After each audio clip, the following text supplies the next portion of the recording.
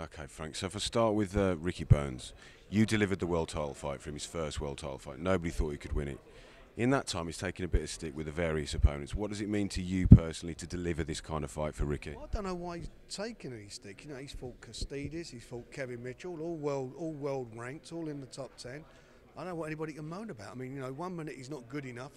Every fight he has, when he fought Martinez, he was not fancied. He was an underdog. You know, I don't know what to expect of him. This is a guy that, you know, on your ratings is ranked number 2 behind Broner. So him being number 3, I'm expecting an excellent fight. It's going to be a tough fight.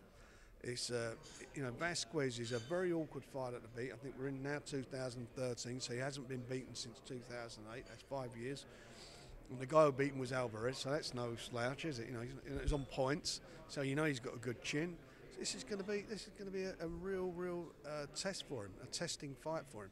But I believe that, you know, he can come for it, and hopefully then it will set up a big fight with Broner. His last fight was against Kevin Mitchell. This being a London fight, can we expect to see Kevin Mitchell on this bill? Kevin and I met last week, and he will probably be on the undercard.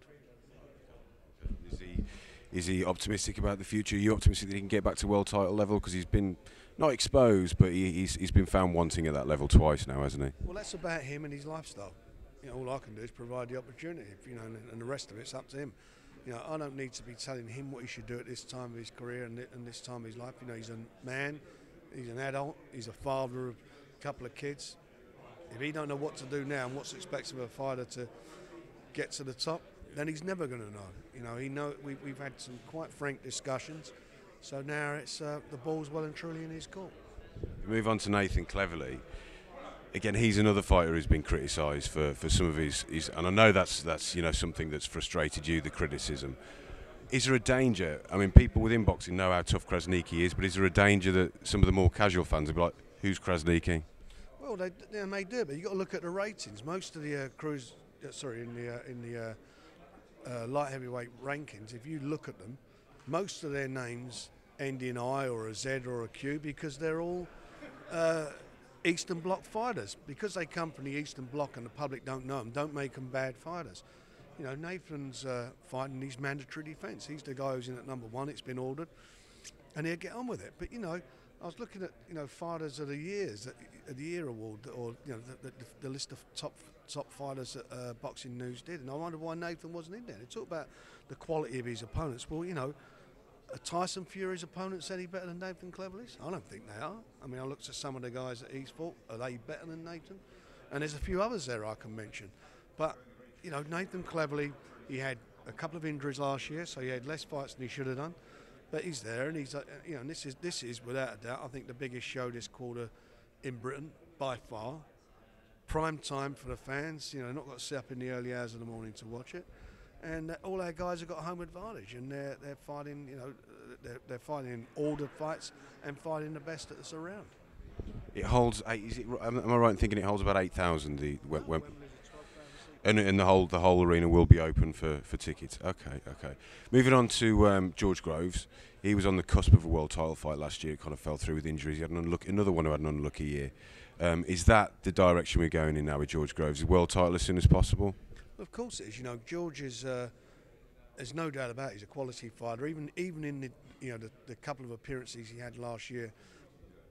You know, when he got back in, he looked great. I thought he had a superb performance in the States. He was a bit rusty the first couple of rounds, and that win he had out there, I really was impressed with him. You know, what he did against Glenn Johnson, I think in another referee may have even stopped that fight at one stage. You know, he's a tough old guy, Glenn Johnson, no doubt about it. There were times in there, though, when you would you know, I think the referee no one had complained he stopped it. It was a good fight for George. They're the type of fights that, you know, they're the names that he needs on his record. He's now going for this European, this Italian guy. They tell me, I've seen a couple of tapes of him, but they tell me that he's going to have his hands full. We'll see on the night. But if George has got to beat these guys, if he's as good as certainly as good as I think he is, and I would hope by the end of the year that he's in there challenging for a world title. I mean, that's the direction he's got to go in. We don't want to go backwards. We want to move forwards, and providing there aren't any more injuries, that's where he'll be. I mean, he's fighting for a title at James. He's always forever going to be linked with James DeGale. Have you been watching James's progress as he's been under Mick Hennessy? Yes, I have. You know, look, he's won his fights. He's won a couple of the fights. I think he's, you know, how can I put it? The problem is when you're asked, you know, these. If I was to, as his promoter, I would say how it is. So people think sometimes it's sour grapes. You know, I look at James, and sometimes you just don't seem to have moved the way I would like to have seen him move forward. Whereas I think George has. But you know, the only way you're going to find out if James has improved more than George is to get them both back in the ring again. Now, from my point of view, I haven't got a problem with that. I think there's a difference in the fight than the last fight. You know, I've always said, you know, last time round I thought that James nicked the fight. I thought it could have gone either way. I thought James done enough to just win it, but I think it would be different now because I think George is becoming more of a complete fighter, and I really do mean that. I think he's really maturing, and I think he's going to go. I think he will win a world title, but you know, whatever's going to be, he's going to be. In the meantime, he's not sitting around waiting to fight James DeGale. You know, as he says, he's beaten him, was it 2 or 3 times now? You know, it's more about James having to get the W over him rather than the other way around. So, you know, that's where we are with it. And finally, on to Derek Chisora. I mean, he's an incredible character. He's proved himself. You mentioned up there, he's proved himself in some losses. Certainly, the Helenius fight could make a. It was a terrible decision. He's proved, but. Just what is he like as a guy to promote? For you, who's been around for years promoting all sorts of different characters, describe Derek Chisora as a guy to promote. I like Derek. You know, if I didn't like him, I wouldn't be pushing for him. It's not like he's, you know, it's not like, and I'm meaning to the greatest, but it's not like he's a winning fighter, that he's getting lots of W's on his record. You know, it's like Danny Williams. Danny Williams got a few losses, and I was hung in there with him, and eventually got him in with Tyson and with Klitschko. So he did it, but. You know, he got to that stage. But I think with Derek, I think, you know, the fact he's only had 19 fights as a pro, and you look at the fights that he's had, I mean, he's probably been moved quicker than, you look at David Price, you look at Tyson Fury, he's been moved in higher company more than they have at this stage. I mean, I don't know, I think Tyson Fury's had more fights than Derek, I think he has. And David Price, was he at about 11 or 12 already? So, you know, from his point of view, I think he can get himself back in. He needs to get back on a winning track, and then we you know, provided he gets his license back, then we can move him hopefully again in the direction of world title. You know, when I made the match against Klitschko last year, everybody said, "Oh, it's a mismatch. It shouldn't be allowed to happen. It'll only go a couple of rounds."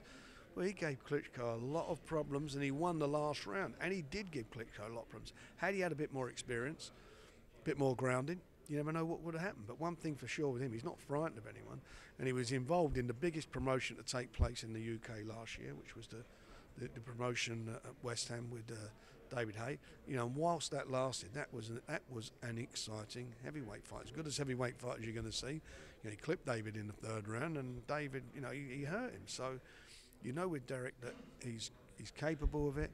There are a lot of things that he needs to do that I believe will make him a better fighter. You know, he can punch harder. He needs to work on his technique a bit more, which I know they're doing in the gym with him. And, you know, a bit more experience, I think and also, I mean, experience mentally as well as physically, and he's calmed himself down a bit now. We can get there. He's been on an anger management course, and he's been working hard at that. That's a new thing for him. They're all the rage these days, apparently, so we'll see what happens. Yeah. Are you optimistic that the British board will give him his licence back? Well, it was a year ago, and he's not been in any trouble for a year, and I would hope so. I'm sure they're going to have I'm sure if he does get his licence, it's going to depend on a lot of things, and I'm sure the criteria, if they grant him his licence, will be that there'll be certain. I'm sure there'll be certain tough conditions, and if they are, they are. It's up to him then. It might do him a favour. It might actually keep him in line. But he's mature. He's maturing, and what he's got to do now is focus on what he's good at doing, which is in the ring. I mean, you never see him in a boring fight, that's for sure. He's his own worst enemy. He was his own worst enemy against Tyson Fury, and the best man won on the night. He trained hard for it. Tyson Fury deserved the win, and Derek could have done better, but he didn't. Helenius, he got robbed, and I think that was very frustrating for him. There was a lot of stuff, as we all know, behind the scenes in Germany, which didn't help him. And the David Hay fight, I just thought was I thought it was a magical night, especially with when you consider the weather and everything. But the fans got really entertained, and yet again he was involved in an entertaining fight. Brilliant. Cheers, Frank. I appreciate your time. Thank you. Get involved with all the best boxing banter at our forum, and that's forum.boxingnewsonline.net.